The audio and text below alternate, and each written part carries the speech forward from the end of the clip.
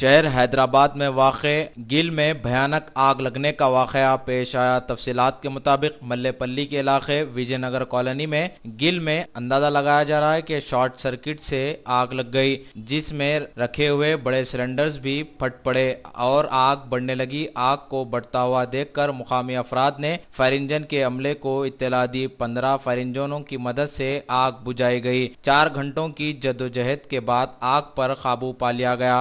गिल के अतराफ वकनाफ दुकानात भी आग की लपेट में आ गए। आग लगने की इत्तला मिलते ही तेलंगाना के वजीर दाखिला Nayani Narasimha Reddy, Hyderabad city commissioner of police M Mahender Reddy, Nampally के रुकने असम्बली जाफर हुसैन मेराज ने भी मुकाम वाक़या पहुंचकर जायजा लिया। पुलिस ने विजयनगर कॉलोनी जाने वाले तमाम रास्तों को बंद कर दिया, जिससे ट्रैफिक जाम रही। मल्लेपल्ली बाजार घाट मासाब टैंक पर कई घंटों तक ट्रैफिक जाम रही। पुलिस ने इस वाक़े का सख्त नोट लेते हुए तहकीकात का आगाज कर दिया।